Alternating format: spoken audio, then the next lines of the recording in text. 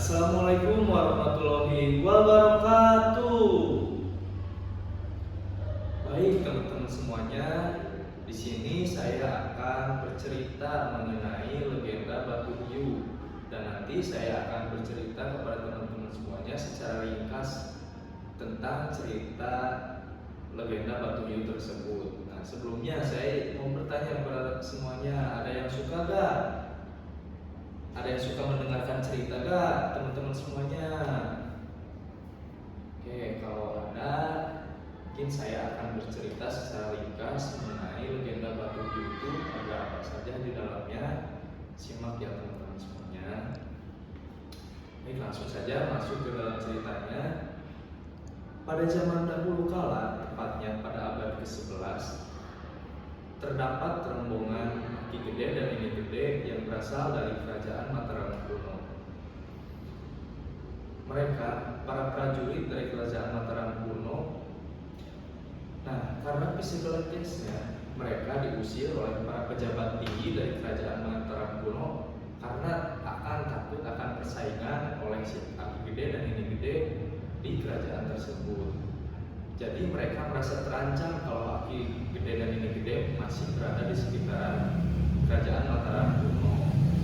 Jadi mereka itu kemudian mereka diusir, kemudian mereka berlayar menyusuri lautan selama berminggu-minggu lamanya. Mereka menyusuri lautan, akhirnya mereka sampailah di pantai selatan.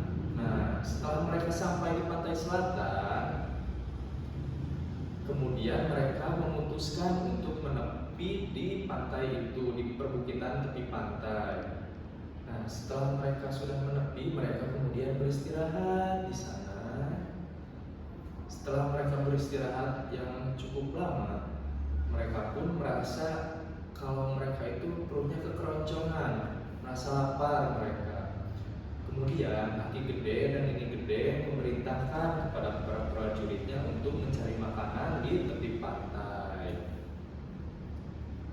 Lalu ada seorang prajurit yang bernama Ki Prajalintang menjawab, "Siap Panglima, saya akan mencari ikan di lautan bersama para prajurit lainnya."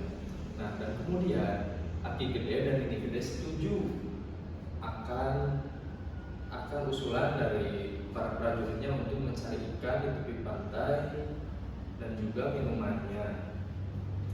Kemudian mereka berlayar menyusuri lautan untuk mencari ikan. Tak berselang lama mereka mendapatkan ikan yang banyak di lautan dan juga mereka mendapatkan ikan hiu yang besar. Ikan hiu tersebut merupakan ikan yang paling besar dalam tangkapan mereka kali ini. Itu ikan hiu besar yang ganas, tapi mereka juga mendapatkan ikan yang banyak juga di lautan. Nah, kemudian mereka ke tepi pantai dan melaporkan kepada Ki Gede dan Nini Gede akan hasil tangkapan mereka yang begitu banyak. Nah, tak tahu bagaimana Ki Gede dan Nini Gede berprasangka kepada Ki Prajalintang.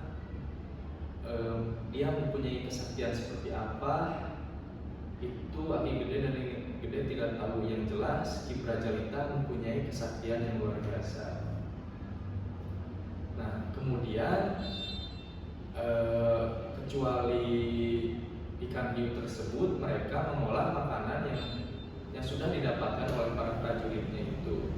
Kemudian mereka membakar, lalu mereka menyantapnya bareng-bareng beserta para prajurit lainnya, dan kemudian mereka merasa kenyang dan juga mereka merasa sangat bersyukur akan tangkapan mereka pada hari ini.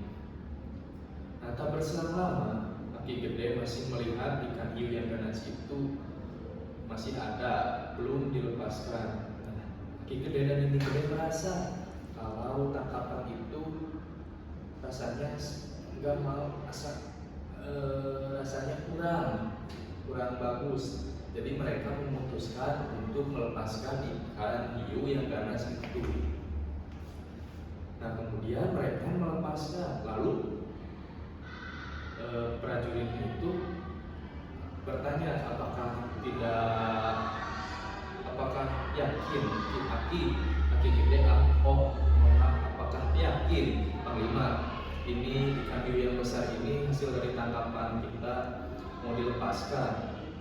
Karena mereka gelisah, Ki Gede dan ini Gede merasa gelisah, lalu mereka pun memutuskan, ya Ki Prajalintang, kami memutuskan untuk melepaskan ikan hiu tersebut karena merasa ada yang janggal.